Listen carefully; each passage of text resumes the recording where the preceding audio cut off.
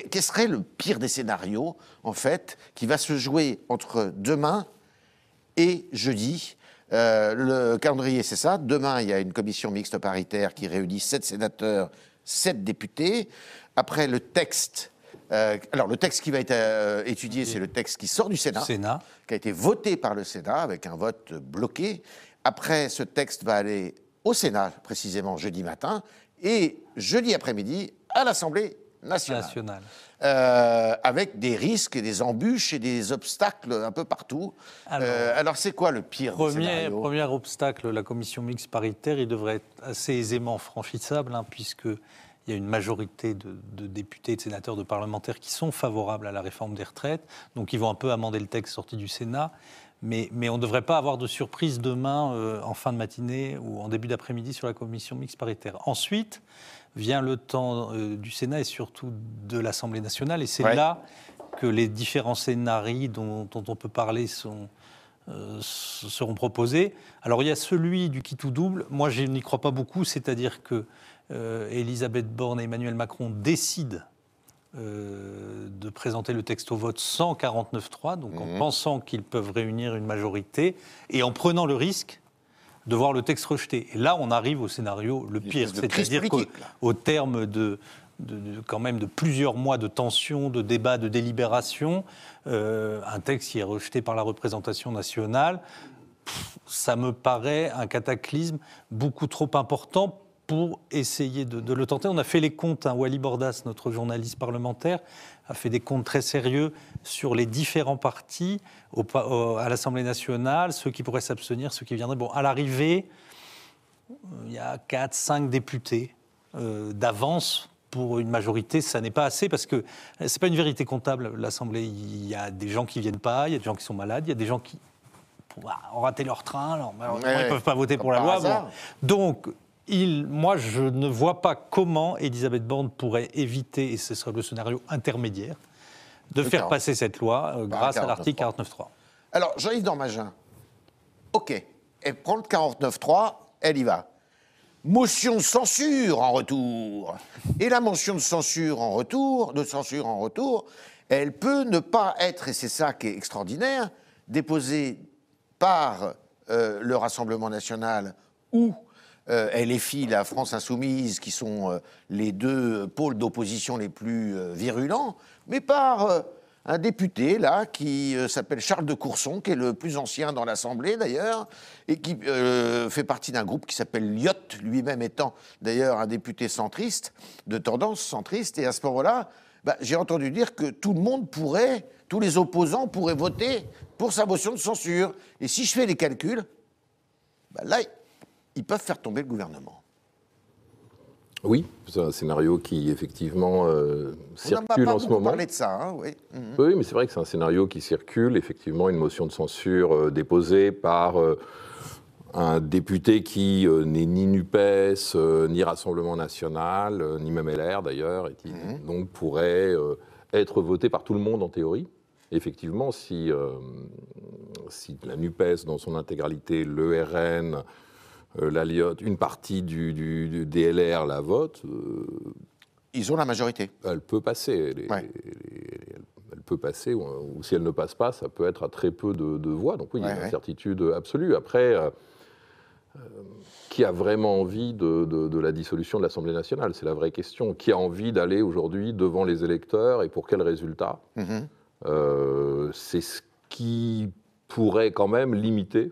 Vous savez qu'il suffit qu'il y ait quelques absents, il suffit de... Comme le disait Vincent, Il faut comprendre que les absents, en gros, ou les abstentions, les blancs et nuls, votent en gros pour le gouvernement. C'est la manière dont on a... Sauf s'ils sont membres de la majorité. Il peut aussi y avoir ce scénario. Sauf s'ils sont membres de la majorité. Oui, alors là, il y a des voix perdues, en effet, mais si quelqu'un ne se présente pas et ne vient pas voter, en gros, c'est compté comme de fait, comme un vote contre la censure. Donc la question, c'est effectivement, en parole, beaucoup de gens sont prêts à la voter, mais il faut imaginer ce que signifie l'adoption d'une motion de censure. C'est effectivement une sorte de crise politique, c'est la dissolution probablement de... Alors, c'est pas obligatoire, mais possible dissolution de l'Assemblée nationale, retour devant les électeurs. Enfin, c'est un scénario qui reste quand même aujourd'hui un peu improbable. Pas oui, impossible, certes, un mais peu improbable. Comme la question c'est le pire des scénarios, on est obligé de l'envisager. Et clair, le pire des scénarios, le président de la République l'avait dit en début de quinquennat, il a dit, moi, si la motion de censure, une motion de censure contre moi, eh bien, je dissous. Et une dissolution, eh bien, on sait toujours que c'est toujours très, très risqué. Et ça risque de faire le jeu de qui, d'après vous, alors? Je ne sais pas le jeu de qui ça fait, mais vous disiez quel est le scénario le pire pour le gouvernement. Le scénario, pour l'instant, c'est plutôt le pire, c'est pour Emmanuel Macron. Ouais. C'est lui qui s'est engagé lors de la campagne présidentielle pour cette réforme. C'est lui qui a choisi de ne pas faire une vraie campagne lors des législatives et il n'a pas... Il n'a pas participé, quasiment. Il n'a pas participé, il n'a pas sa majorité. Donc il met sa tête sur le billot avec cette affaire. C'est-à-dire si la réforme passe pas, s'il y a une grosse crise, comme vous disiez tout à l'heure, les scénarios des pires, eh bien le reste de son mandat est foutu. Ouais. Il fait plusieurs années, quand même, devant lui. Il ne peut plus rien faire. C'est-à-dire que c'est un président contraint. C'est un président... Canard boiteux, comme on dit aux États-Unis, souvent. On le dit pressé d'en finir, mais je comprends pourquoi. Hein. Ouais. Parce qu'il sait très bien le risque qu'il a devant lui. Alors, si on est à 4 personnes près, vous imaginez. Alors, Fabrice, imaginons que ça soit un 49-3, mais qu'il n'y ait pas de motion de censure. Enfin, il y aura motion de censure. Oui, mais que la motion de censure n'est pas de majorité. Adoptée. Auquel cas, là, on pourra contester peut-être la légitimité de cette réforme, non? Oui, on sait bien que beaucoup d'opposants, que ce soit des opposants politiques ou des opposants parmi les syndicats, ont déjà dit que si le texte était adopté par la procédure du 49.3, donc sans vote, c'était un déni de démocratie. Alors on peut débattre là-dessus, puisque le 49.3 est quand même un instrument prévu par la Constitution. Et qui n'est pas, pour la première fois, utilisé. Ça fait, le gouvernement d'Elisabeth Borne l'a utilisé déjà 10 fois. Ouais. Et dans les précédents gouvernements de la Ve République, il a été évidemment utilisé des dizaines et des dizaines de fois. Notamment par Michel Rocard. Voilà, donc après c'est une appréciation politique de dire c'est un déni de démocratie.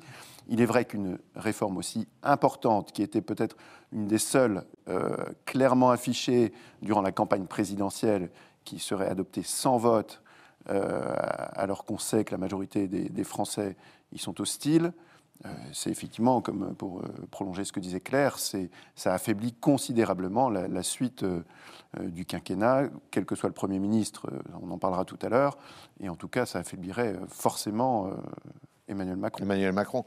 C'est une première, là, ce contexte qui est aujourd'hui en place pour une dramaturgie qui va durer 48 heures.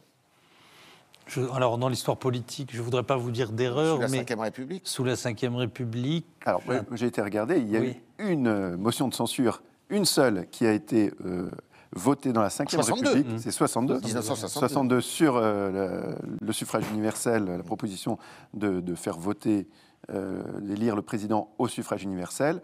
À l'époque, l'Assemblée se rebelle contre le général de Gaulle.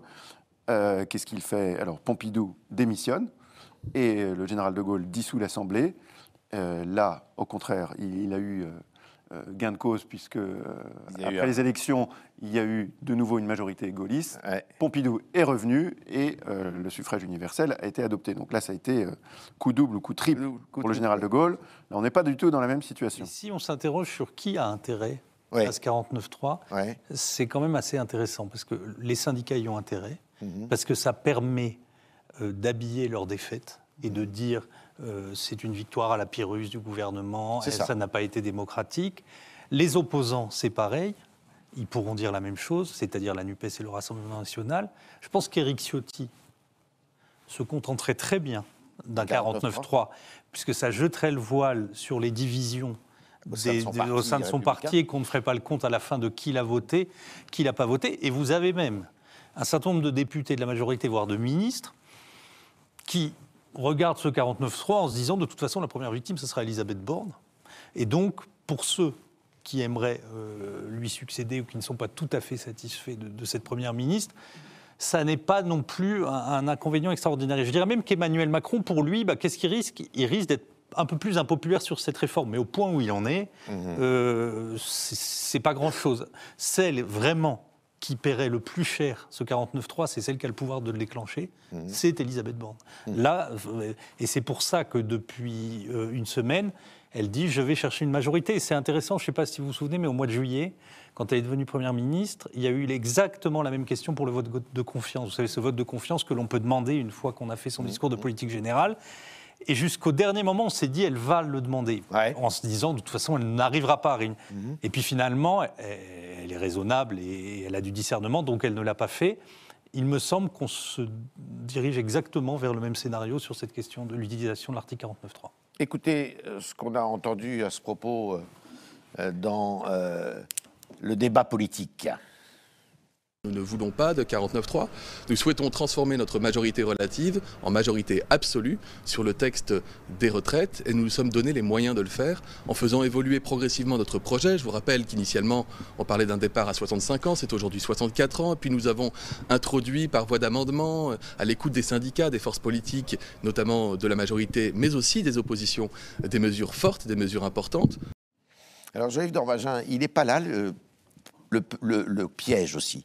C'est adopté en 49.3, recours au Conseil constitutionnel, le Conseil constitutionnel qui dit il y a plusieurs dispositions là, dans votre réforme qui ne sont pas constitutionnelles parce qu'elles n'ont rien à y faire. C'est pas un peu un problème, ça aussi ? C'est un des risques, mais le problème, il est quand même d'abord politique, c'est-à-dire que ça fait quand même plusieurs jours que les poids lourds du gouvernement annoncent qu'il n'y aura pas de 49.3, le patron du parti majoritaire, enfin présidentiel en tout cas, etc. Donc avoir laissé entendre et même quasiment assuré qu'il y aurait un vote pour ensuite passer au 49.3, c'est quand même un peu compliqué sur le plan politique. C'est-à-dire c'est une défaite par rapport à ce qui était annoncé. Alors peut-être on parlait des scénarios les pires. C'est pas le pire du pire. Il y a le pire du pire, évidemment, c'est de perdre au vote. Ouais. Le pire du pire, c'est la motion de censure. Donc, si le 49.3 passe sans censure, c'est pas le pire des scénarios, mais c'est quand même un mauvais scénario par rapport à ce qui avait été annoncé. On voit bien que le gouvernement, et on peut comprendre, si on raisonne en termes de jeu, il y a une tentation, c'est comme aux cartes, quoi. Il y a une tentation de jouer son va-tout, parce que c'est vrai que la séquence a été scénarisée de telle manière qu'une victoire au Parlement, et à l'Assemblée nationale en particulier, apparaîtrait quasiment comme une victoire politique. Donc il y aurait, du point de vue de l'image, de la légitimité, de cette réforme, etc., il y aurait une sorte de retournement de situation. Exactement. Le gouvernement marquerait un point, ça serait très démoralisant sans doute pour les oppositions, pour les syndicats eux-mêmes. Exactement ce que disait... Oui, tout à fait. Les syndicats eux-mêmes ont validé d'une certaine manière ce scénario, quand le secrétaire de la CFDT dit pas de 49.3, etc. C'est une manière de dire, s'il y a un vote au Parlement, ça aura quand même une légitimité politique non négligeable. Donc là, il y a eu un enfermement quelque part dans un scénario qui était le scénario du vote, qui a été validé par la majorité présidentielle, enfin le camp présidentiel, parce que justement elle n'est pas majoritaire, c'est bien le problème, mais bon, le camp présidentiel lui-même, qui fait qu'aujourd'hui, sortir le 49.3, ce sera une défaite symbolique. Alors, il y a la défaite dans l'opinion depuis le début. L'opinion était perdue dès le départ. Il ne s'est rien passé, c'est-à-dire que... Ça n'a pas bougé. Ça n'a absolument pas bougé. Il y a exactement, de semaine en semaine, le même rejet, le même niveau de rejet, qui est très important. Les 2/3, 70%, tout dépend comment on sonde et quelles questions on pose. Mais il y a même un soutien au mouvement social qui a très peu bougé et qui est très majoritaire aussi, y compris dans une partie de l'électorat d'Emmanuel Macron. Parce que ça, c'est un autre élément qui est intéressant. C'est que jusqu'à maintenant, sur tous les grands clivages ou toutes les grandes crises qu'Emmanuel Macron a traversées au cours du premier quinquennat, sa coalition était soudée derrière lui, sur la manière dont il a fait face aux Gilets jaunes. Il a même renforcé sa coalition au cours de cette épreuve. La crise de la Covid aussi a été un moment de cohésion de la coalition présidentielle, derrière la politique qui a été menée, le pass sanitaire, etc. Tout ça a été validé par son électorat. La manière dont aussi il a géré le conflit en Ukraine, tous ces moments-là ont été des moments qui soudaient son camp. Là, aujourd'hui, c'est l'inverse. C'est-à-dire que cette réforme, elle clive à l'intérieur même du camp présidentiel. Et ça, elle clive énormément les Républicains, je sais, mais elle clive aussi une partie de l'électorat Renaissance, etc. C'est très compliqué. Alors, le 49.3 par-dessus, si vous voulez, c'est quand même... C'est pas le pire, mais c'est pas totalement loin du pire quand même. C'est vrai que ça éviterait de compter qui, parmi les LR, ont mangé leur chapeau, qui vont toujours pousser pour un déplacement de l'âge de la retraite. Ils l'ont et ils voteraient contre Il ne vaudrait mieux pas qu'on ait leur nom publié le lendemain. Bien sûr. On le fera, mais non, c'est là, c'est vrai que ça éviterait... Les LR jouent très gros dans cette histoire. Exactement. Alors, Fabrice... Je voudrais aborder un autre point. On parlait du scénario du pire. Même si la réforme est adoptée, même si c'était avec un vote, il y a un point qu'on n'a pas abordé, c'est toutes les concessions que le gouvernement a faites. C'est ça que je voulais vous Emmanuel Macron a défendu cette réforme en disant l'objectif, c'est quand même sauver notre système de retraite par répartition, c'est d'avoir un système équilibré en 2030, même éventuellement excédentaire. Et puis au fil des concessions, l'excédent visé en 2030 a fondu. Le 5 mars, Olivier Dussopt nous disait dans Le Parisien qu'on arriverait avec toutes les mesures à un déficit de 300 à 400 millions d'euros. Et ça, c'était sans compter sur une des dernières mesures accordées au Sénat et appuyées par LR, qui est ce CDI senior, qui est sans doute une bonne idée pour maintenir les seniors dans l'emploi, mais qui coûtera cher aux finances publiques. On ne sait même pas... Combien ? Alors, la fourchette est assez considérable, on ne sait même pas bien l'évaluer, parce que ça dépend évidemment combien de seniors on emploierait. Les fourchettes qui circulent, c'est de 200 millions à 2 milliards d'euros. Ah oui. Donc, alors évidemment, le gouvernement dira toujours qu'il trouvera d'autres moyens de financement, mais au final, on est quand même en train d'atterrir sur une réforme qui n'est finalement pas financée, ou en tout cas qui arrive à un déficit en 2030. Le fameux index senior, d'ailleurs, qui serait probablement repoussé par le Conseil constitutionnel. Oui. Parce que ce n'est pas du tout une mesure d'urgence qui est relative à un projet de loi de finances de la sécurité sociale supplémentaire, enfin rectificatif. Et en l'occurrence, qui est une mesure, qui est un indicateur qui n'a pas trait à des mesures de financement, qui est considéré comme un gadget par ses opposants, et d'ailleurs qui a l'air, selon certains, plus ou moins abandonné. Oui. Pour être au profit de ce CDI senior, qui est quelque chose de beaucoup plus concret. Ce serait baisser, voire éliminer certaines charges en contrepartie de l'emploi de seniors. Oui. Mais, encore une fois, ça coûterait cher aux finances publiques. Oui. Alors, c'est le risque, ça aussi, c'est que ça coûte plus cher, finalement, que le régime actuel.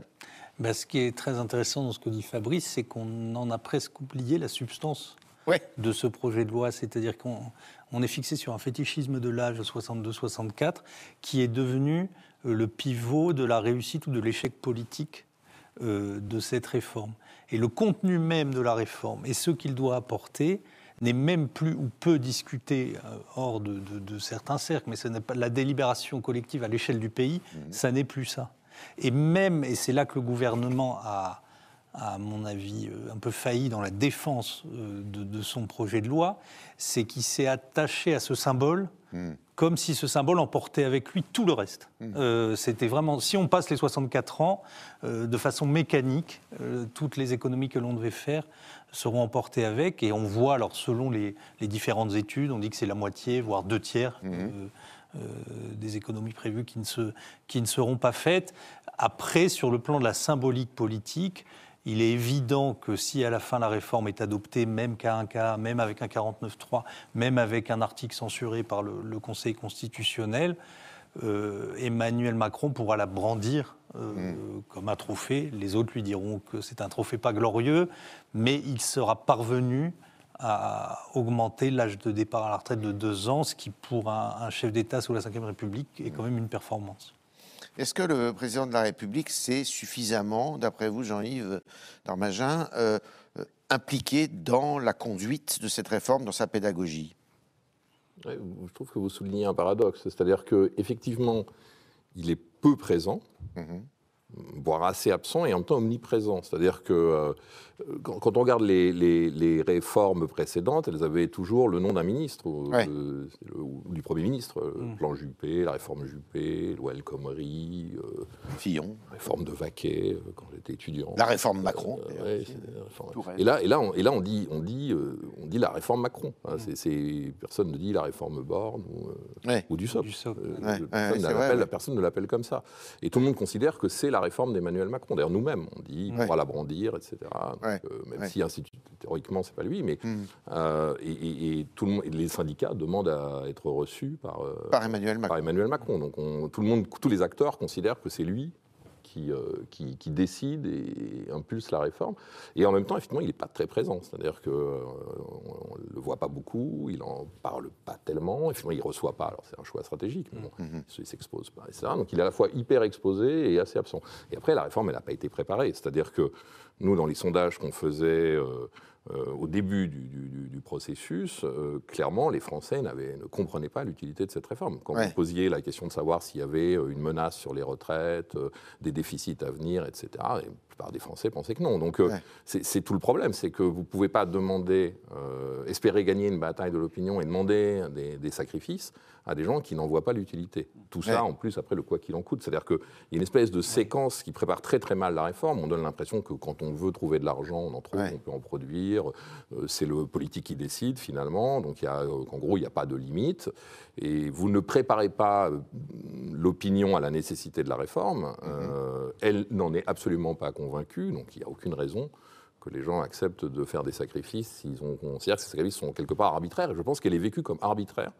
C'est par beaucoup de Français qui considèrent qu'elle n'est pas nécessaire. Quoi. Oui, ce qu'il a mal réussi à faire passer, c'est que cette retraite par répartition, c'est un contrat intergénération. Oui. C'est-à-dire, il a amené les gens à dire, est-ce que vous êtes pour ou contre travailler plus ? Mais pas grand monde est pour travailler plus, à part ceux qui ont des boulots formidables. En général, tout le monde se dit, dès que je peux, je m'arrête.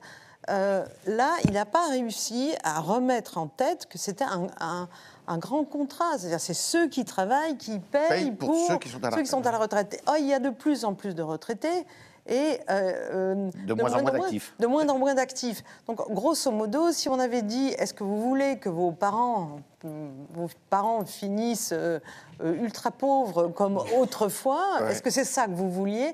Ça aurait peut-être été un petit peu moins mal perçu. Là, évidemment, travailler plus... Peut-être que vous allez parler tout à l'heure du rapport au travail et toutes ces choses-là. Vous avez raison. Qui s'est dégradé. Personne n'a envie. Ils n'ont pas su vendre leur... En plus, en changeant de pied d'un quinquennat à l'autre, parce qu'au début, c'était la réforme systémique, on mettait tout le monde dans un même régime, ce qui pouvait se concevoir, mais ce qui était vraiment compliqué, parce que quand on a vu les avocats, quand on a vu les médecins descendre dans la rue, on s'est dit, oh là. Mais, et alors là, ils sont passés à une mesure d'âge, effectivement. C'est une démarche individuelle. On a l'impression que c'est une démarche individuelle. C'est collectif, cette affaire-là. C'est vrai que ça n'a même pas été installé dans un dessein national, parce que le système par répartition est une partie du système social français. C'est presque un élément identitaire.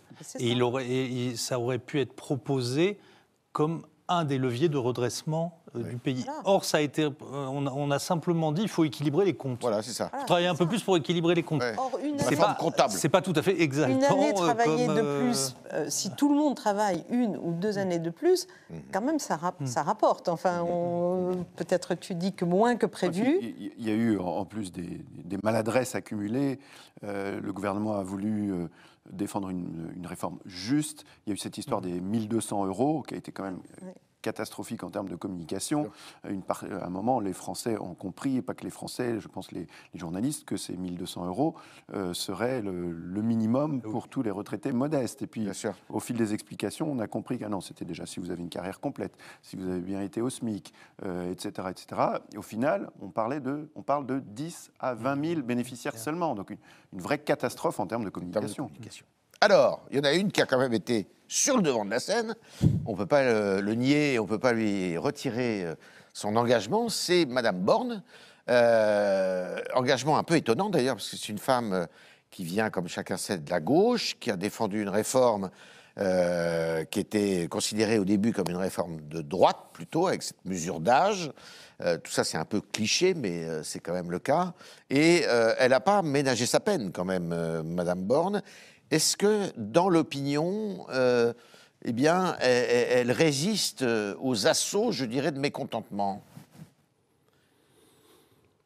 Elle est assez... Mais justement, elle n'est pas très polarisante. Madame Borne. Ça revient un peu à ce qu'on évoquait juste avant, c'est-à-dire que la réforme n'est pas complètement associé à elle. On est quand même dans cette situation particulière. Vous vous souvenez de 1995, bien sûr. droit dans ses bottes. Oui. Juppé portait la réforme des retraites et on considérait que c'était lui. Alors, on se doute bien que le président de la République avait son mot à dire, mais je veux dire, c'était lui qui c'était pas seulement en première ligne, c'était lui qui donnait l'impression de piloter la réforme et de la tenir et d'en décider d'une certaine manière. Là, il se trouve que personne, me semble-t-il, aujourd'hui, n'a cette sensation. Personne ne pense que la réforme se joue à Matignon et personne ne pense qu'elle est, en gros, en position de décider de ce qui va se produire. Donc c'est un vrai... Alors, quelque part, ça la protège un peu, parce que c'est Emmanuel Macron. On est dans une situation inverse de la situation habituelle. C'est-à-dire, on a un fusible, le Premier ministre, le fusible. C'est lui qu'on envoie en première ligne et quand il est cramé, on le remplace. Et là, on est dans une position totalement inverse qui est la conséquence inéluctable de l'exercice jupitérien du pouvoir. Le président, c'est lui qui, même s'il ne s'y met pas, tout le monde le considère comme étant en première ligne. Et d'une certaine manière, ça la protège, elle, un peu, paradoxalement. Mais en même temps, à partir du moment où elle est protégée, il n'est plus un fusible. Parce que fusible, il faut qu'il soit... C'est lui qui doit brûler. Si elle utilise le 49.3, Vincent, on entend dire qu'elle aura bien du mal à se maintenir à Matignon, quand même. Elle sera quand même très affaiblie politiquement, si jamais elle n'est pas parvenue à réunir une majorité, puisqu'elle a été choisie quasiment pour ça, pour ses capacités de négociation, son sens du compromis. C'est d'ailleurs intéressant parce qu'elle n'a pas polarisé, mais en fait, c'est elle qui a tout fait et qui a essayé d'obtenir les voix les unes après les autres. C'est une polytechnicienne à l'esprit très rigoureux qui a découvert par endroits les règles de la politique et notamment les inconstances. C'est-à-dire qu'il y a eu des épisodes assez intéressants, presque savoureux, sur la différence entre la politique et les autres univers. C'est-à-dire qu'elle avait un accord avec la droite, et puis elle voyait que Pradier disait le contraire le lendemain, et puis parfois même des gens qu'elle avait eu au téléphone lui disaient quelque chose, et puis le lendemain disaient l'inverse. Bon, comme elle est intelligente, elle a très vite compris le fonctionnement des uns et des autres, mais elle s'est investie vraiment à chaque instant dans cette réforme. Si donc le 49.3, elle doit le passer par le 49.3, je pense qu'elle sera affaiblie, et qu'avec un autre président qu'Emmanuel Macron, elle pourrait s'inquiéter. Après, l'expérience nous montre, après 6 ans de Macron à la présidence de la République, qu'il n'aime pas changer les gens, qu'il n'aime pas changer, au fait. Comme Sarkozy, alors. Il critique les conservateurs, mais il est très conservateur dans sa pratique du pouvoir. Et donc, on peut imaginer qu'il conservera une Elisabeth Borne affaiblie en se disant que de toute façon, elle ne lui fait pas d'ombre, qu'elle est là pour être une exécutante et que ça ne sert à rien de changer le fusible, puisque vous prenez cette image, puisqu'il fonctionne encore de façon intermittente. Donc, voilà, après, il peut y avoir des événements qui décident ou qui accélèrent. Il y a des gens qui attendent qu'elle s'en aille, parce qu'ils la remplaceraient volontiers. Mais il me semble que dans ce que l'on a pu voir durant le dernier mandat, Emmanuel Macron déteste prendre ce genre de décisions. Il les prend vraiment s'il est contraint et qu'il n'y a pas d'autre solution. C'est vrai, il n'aime pas le changement et puis il sait ce qu'il perdrait, mais il ne sait pas ce qu'il gagnerait. Et qui voudrait venir travailler, enfin j'allais dire travailler, prendre ce poste-là? Vous dites vous avez une idée? Non, c'est une équation complexe. Il y en a qui veulent, mais peut-être lui ne voudrait pas. Je ne sais pas s'il arriverait à retrouver un Premier ministre comme ça. Ça devrait été difficile de trouver Elisabeth Borne. Oui, c'est vrai. Je ne sais pas s'il a envie de ça. Si ça ferait une nouvelle crise ouverte. Il ne peut pas les multiplier non plus comme ça, sans arrêt. Elisabeth Borne quittant Matignon, ça veut dire qu'elle quitte provisoirement le débat politique, non? Elle ne pourrait pas rester... Si c'est pour raconter ce qu'elle sait et reprendre ses droits de femme de gauche, il n'y a pas tellement intérêt de l'avoir dehors. Mais bon, ça, on n'en sait rien, mais on faut toujours se méfier de ça. C'est une dimension. Il y a peut-être un petit élément de calendrier, c'est un peu anecdotique, mais qui la protège quelque part. C'est qu'aujourd'hui, Elisabeth Borne est à Matignon depuis 9 mois et 25 jours. C'est moins qu'Édith Cresson, qui avait tenu 10 mois et 18 jours. Et donc, symboliquement, que la deuxième femme première ministre de la Ve République dure moins que la première, serait aussi assez négatif. Bon, je c'est pas sur ce genre de considération qu'Emmanuel Macron décidera de la maintenir ou pas. Il y a évidemment des paramètres bien plus importants qui entrent en jeu, mais voilà, c'est une petite. Est-ce qu'elle a fait le job dans la négociation avec les syndicats, Fabrice ? Alors, Olivier Dussopt a pris sa part. Ouais. Il a parfois été maladroit. Je pense à sa dernière sortie quand il a affirmé que la réforme était une réforme de gauche. Alors, en pleine discussion avec LR, c'était quand même assez, plus que maladroit. Le garde des Sceaux a fait un bras d'honneur à Olivier Marleix la semaine où il avait besoin de ses voix aussi. Donc, magnifique. Après, non, je pense qu'elle a fait une partie du boulot. Effectivement, elle avait son expérience à la RATP notamment de négociation avec les syndicats. Après, on est dans la Ve République où le vrai patron, ça reste le président. Et quand le président donne ce signal de refuser, ne serait-ce que recevoir les syndicats qui lui demandaient, c'est compliqué aussi pour la Première ministre qui compte les points entre les deux. Mais globalement, je pense qu'elle n'a pas démérité. Alors, est-ce qu'elle a joué, Jean-Yves Normagin, son rôle avec une majorité présidentielle relative, composée de 3 sous-groupes. Traditionnellement, le Premier ministre, c'est le patron de la majorité, sauf quand il s'appelle Monsieur Philippe et qu'il ne voulait pas être le chef de la majorité, précisément. Est-ce qu'elle a embarqué cette majorité, justement, sur une réforme où tout le monde, c'est le moins qu'on puisse dire, n'est pas à l'unisson? Oui, mais justement, il n'y a pas de majorité. C'est quand même toute la difficulté de l'exercice du pouvoir. On le sait depuis maintenant les élections du mois de juin, c'est-à-dire que notre régime a une dimension parlementaire. Le présidentialisme à la française, qui est même un hyper-présidentialisme quand les deux majorités coïncident, devient une sorte d'hybride aujourd'hui assez particulier, parce qu'il n'y a pas de majorité alternative. Enfin, c'est une situation très particulière quand même, potentiellement de crise politique assez profonde en réalité, parce que le pays est divisé en 3. Si demain on retournait aux urnes, il y aurait encore moins de majorité. On fait des sondages, on le voit. C'est-à-dire, oui, ça dirait quoi, il y aurait une forte poussée du Rassemblement national. Et donc là, on aurait vraiment, en gros, les LR s'effondreraient, et on aurait on perdrait probablement un tiers, la moitié peut-être de leurs députés, et on aurait un bloc NUPES assez stable, une sorte de centre droit qui peserait un gros tiers aussi, et puis on aurait beaucoup plus de députés Rassemblement national sans doute. C'est pour ça que alors même le Rassemblement national n'a peut-être même pas envie d'être dans cette situation, parce que ce qui poserait d'autres problèmes. Pas beaucoup de bruit, mais c'est pour ça que je vous disais tout à l'heure, je veux bien qu'il y ait une motion de censure qui soit votée. Alors, ça ne signifie pas d'ailleurs nécessairement la dissolution. Le président peut nommer un autre Premier ministre et lui pourrait avoir la confiance de l'Assemblée sur une autre proposition. Bon, c'est possible. Mais en tous les cas, la dissolution aujourd'hui ne réglerait rien. C'est-à-dire qu'il n'y aurait pas de majorité politique dans ce pays et il serait même encore un peu plus ingouvernable probablement qu'avant. Donc on est quasiment au bord de l'abîme et de la crise politique alors.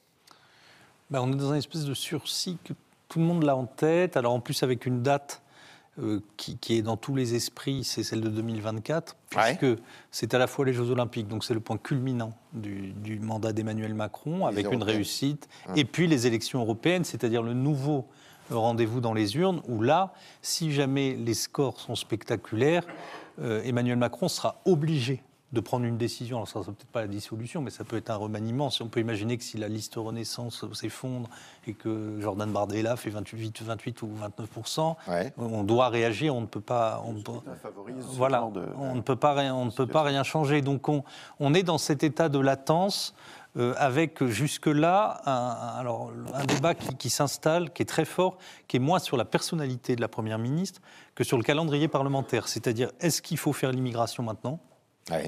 Qui serait normalement le prochain texte. Voilà, avec le risque très grand pour la majorité que le texte ne soit pas voté, parce que la LR ne votera pas, le RN ne votera pas, et que si Gérald Darmanin durcit trop son texte pour séduire LR, il y a une partie de la majorité qui dit qu'ils ne voudront pas voter ce texte-là. Donc, on entend de plus en plus, est-ce qu'il ne faut pas d'abord les institutions, l'industrie verte, changer le calendrier parlementaire pour éviter ce rendez-vous? Mais comme ça fait 8 mois qu'on nous tamponise en disant on va faire des trucs sur l'immigration, moi ça me paraît difficile de les voir changer le calendrier dans ce sens-là. Mais voilà, là, on rejoint la question du 49.3. Si jamais elle ne dégage pas de majorité, elle n'aura plus beaucoup quand même d'oxygène politique. Et repartir sur un texte aussi sensible que celui de l'immigration, ça peut aussi créer des tensions très fortes. Surtout avec un texte qui n'est pas compris ni à gauche ni à droite. Hein. C'est un texte qui est tellement hybride qu'il n'y a pas grand monde pour le soutenir. Alors, bon, on est allé... à l'Assemblée nationale, on est allé à Matignon, et maintenant on va aller dans la rue. Avec demain une manifestation qui est attendue, et une manifestation où il devrait y avoir moins de monde qu'en semaine précédemment. C'est-à-dire là, on parle de 600 à 800 000 manifestants. Est-ce que ça veut dire qu'il y a une résignation? Est-ce que ça veut dire que les syndicats s'avouent battus? Est-ce que ça veut pouvoir dire beaucoup de choses? Il y a manifestement un essoufflement de la mobilisation dans la rue. Le 7 mars, il y a eu beaucoup de monde, incontestablement, mais les syndicats, l'intersyndicale avait dit on va mettre la France à l'arrêt, certains jusqu'au-boutistes disaient on va même bloquer la France, on va remettre l'économie à genoux pour les plus radicaux, mais en tout cas tous étaient d'accord pour dire on va mettre la France à l'arrêt. Bon, il y a eu des grèves, certes, mais la France n'était pas à l'arrêt. Les usagers du train, effectivement, ont eu quelques difficultés, mais les trains continuaient, au moins pour certains, à marcher. On n'a pas eu de coupure d'électricité majeure. Il n'y a pas eu de folie, de panique dans les stations-service. Les écoles n'étaient pas complètement fermées. Donc le pays n'était pas à l'arrêt. Donc ça a été un échec par rapport au slogan, à l'objectif affiché des syndicats. Et il semblerait effectivement, d'après la police, que demain on attend entre 50 et 80 000 manifestants à Paris, ce qui serait sans doute moitié moindre que les précédentes manifestations.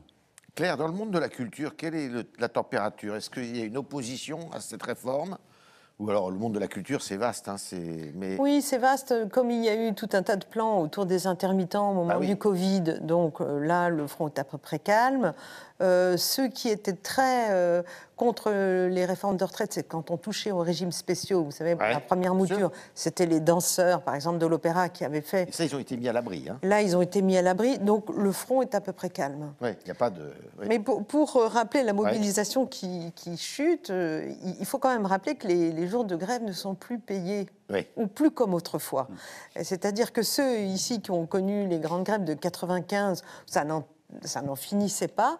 On a su après que dans les grandes entreprises publiques, ils étaient quand même assez largement payés. Ça incite. Bien sûr. Là, je pense qu'il y a tout de même des endroits, tu sais sans doute mieux que moi, où c'est transformé en jour de congé ou des choses comme ça. RTT. Mais ça n'est plus payé comme autrefois. Donc, ça coûte cher de faire une journée de grève. Et certains syndicats disent oui, on s'arrange pour faire tourner les gens, etc. Ou font ces manifestations le samedi. En principe, pour que tout le monde vienne, c'est aussi pour qu'eux n'aient pas un jour retenu. Bien sûr. Ça joue quand même. Je pense que c'est plus la même France qu'en 95. Le Covid n'est pas parvenu à mettre absolument la France à l'arrêt. Donc aujourd'hui, avec à la fois les moyens de transport, on peut prendre des vélos, des choses en libre-service, les RTT, le télétravail, il y a des possibilités d'esquive des mouvements collectifs qui n'existaient pas à l'époque notamment de 95, où s'il n'y avait pas de train, on ne pouvait pas rentrer en banlieue. Il n'y avait pas de moyen de rentrer chez soi. Donc c'est quand même beaucoup, beaucoup plus difficile aujourd'hui d'installer un climat comme ça, de glaciation totale, qui a 25 ans. Jean-Yves Dormagin, admettons, 49.3, Laurent Berger a dit, si c'est ça... je ne sais pas s'il y aura une légitimité, mais bon, on accepte, quoi. Alors, on arrête la manif. Sauf erreur de ma part, il a dit s'il y a un vote. Non, s'il y a un vote. S'il y a un vote, j'en prendrai acte. Ce qui peut enfoncer un coin dans l'intersyndical, parce qu'on peut penser que la CFDT arrêtera plus ou moins le mouvement, alors que la CGT, on pourra en parler de la CGT, il pourrait y avoir donc une brèche dans l'intersyndical en cas de vote. En 49.3, c'est autre chose. Alors justement, en cas de vote, et même en cas de vote, mais on peut aussi envisager le cas du 49.3 en s'affranchissant des propos de M. Berger, ça serait quand même une défaite des syndicats. Ça veut dire que le moyen d'action de la manif avec tentative de blocage et tout, ça marche plus, ça. Oui, alors effectivement, en 1995, c'est une bonne comparaison parce que c'est un mouvement social dans un contexte qui ressemble un peu, qui gagne et où il y a pour le coup, il y a le blocage. Oui, et ça marche. Surtout des moyens de transport d'ailleurs. C'était pas les seuls secteurs en grève, mais enfin, c'était quand même globalement les stations de métro étaient fermées. C'est pas qu'il y avait aucune rame qui circulait. Il y avait des grilles, les gens faisaient du stop dans Paris. Effectivement, il n'y avait pas encore la généralisation autant qu'aujourd'hui d'autres moyens alternatifs type vélo, trottinette, etc. Mais bon, il y avait les trains, il n'y avait pas un train, les rails étaient à l'arrêt. Et c'est aussi pour ça d'ailleurs qu'il y avait sans doute le paiement des jours de grève, parce que ça faisait partie des négociations de fin de conflit. C'est-à-dire que pour reprendre le travail, il y avait en plus cette exigence-là. Là, on est très très loin de ça, effectivement. On est très très loin de ça. On l'a senti dès le début, finalement. Il y avait un nombre de grévistes important dans l'éducation nationale lors des premières journées d'action. Ça a diminué ensuite. Il y a eu un nombre conséquent, mais c'était sur une journée. Enfin, c'était pas très radical. Et en général, les mouvements sociaux, quand ça part fort et vite. C'est-à-dire que les grands mouvements sociaux sont assez imprévisibles. C'est ce qui les rend souvent assez surprenants. On ne les attend pas forcément. Là, on est sur quelque chose de plus routinisé, de pas très radical, qui faisait partie du scénario prévu et accepté. C'est-à-dire que là, pour le coup, le gouvernement n'est pas du tout surpris. Il savait qu'il y aurait des manifestations.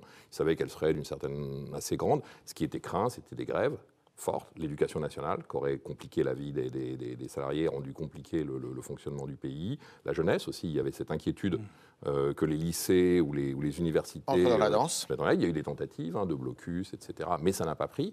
Et d'une certaine manière, le niveau de conflictualité ou de détermination n'est certainement pas suffisant de ce point de vue-là pour que le mouvement social l'emporte. Et les syndicats, en plus, ont pris un grand risque en annonçant le blocage.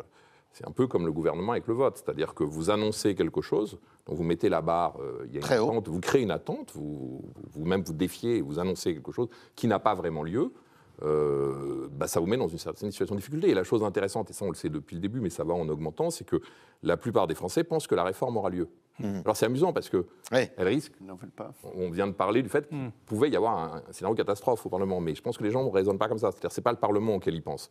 C'est le bras de fer entre le gouvernement et le mouvement social. Et même ceux qui participent au mouvement social et qui le soutiennent pensent que le mouvement social ne l'emportera pas. Et c'est pas très mobilisateur non plus. C'est pas évident de se mettre en grève et de perdre des journées de salaire pour participer à un mouvement dont vous anticipez qu'il va perdre. Alors, en général, ceux qui se battent sont plus optimistes. Nous, on voit dans nos sondages, les plus mobilisés sont les plus optimistes sur la possibilité. Mais quand même, malgré tout, il y a un climat ambiant qui fait que c'est pas très incitatif.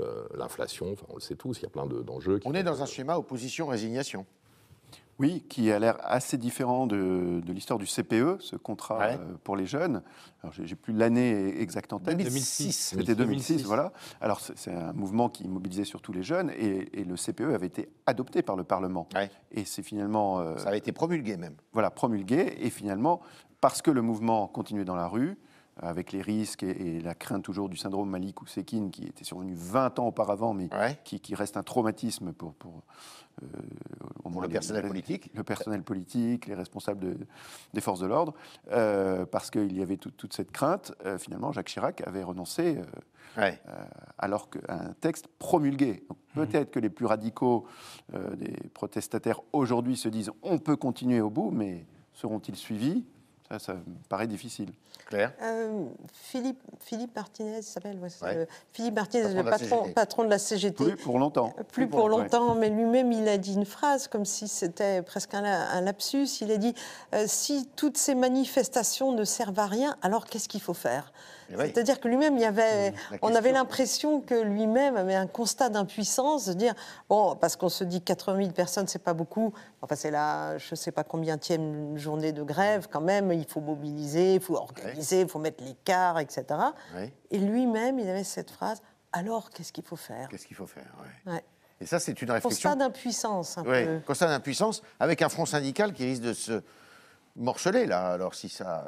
C'est ce que je disais tout à l'heure, effectivement. Enfin, s'il y avait un vote, donc Laurent Berger a laissé entendre que, bon, il en prendrait acte, ce serait malgré tout une décision qu'il considérerait comme démocratique, et donc il appellerait sans doute ses troupes à cesser le mouvement. Ouais.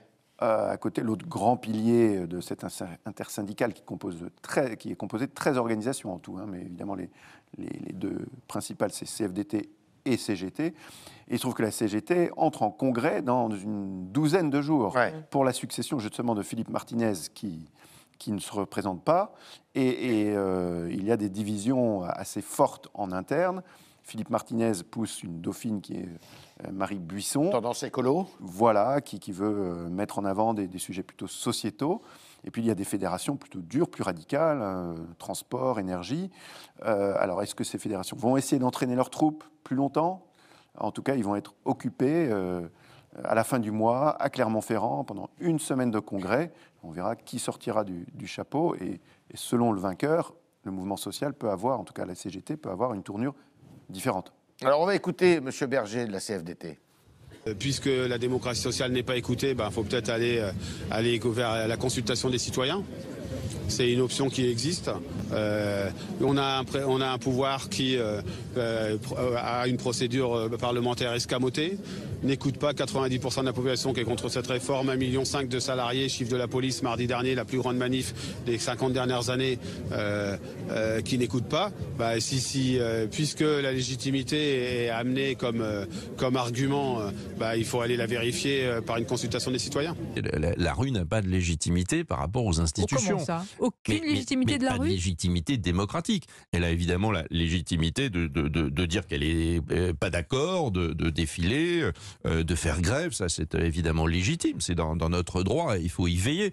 Mais enfin, la légitimité de la décision, elle relève de ceux qui sont élus. Alors, M. Berger, il a prononcé un mot qu'on n'a pas prononcé ce soir, mais c'est vrai que c'est une option.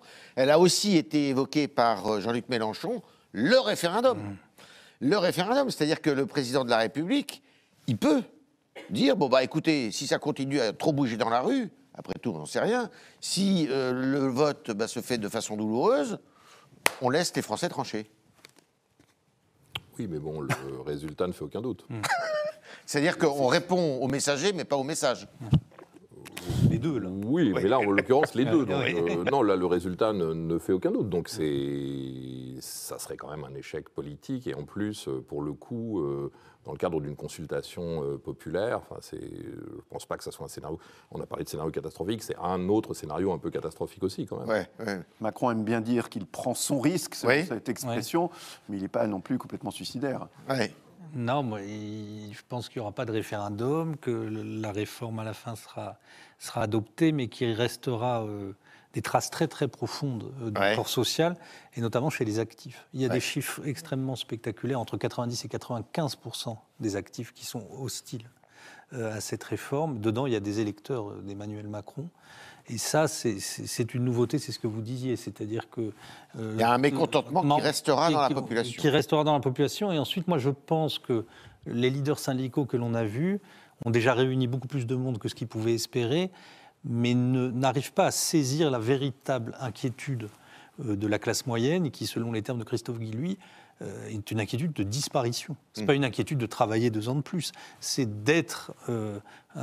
c'est que leur existence, ce qu'il appelle les gens ordinaires, deviennent menacés par une dépossession culturelle, sécuritaire, financière, économique, et donc à tout point de vue. À tout point de vue. Et donc là, moi, je pense qu'il y a des ferments de crise sociale qui sont beaucoup plus spectaculaire que la réforme des retraites, et notamment tout ce qui concerne la voiture thermique, les zones à faible émission, toutes ces règles normatives, et qui fait qu'une partie de cette classe moyenne va se considérer comme exclue d'une part de la vie, de la géographie même du pays.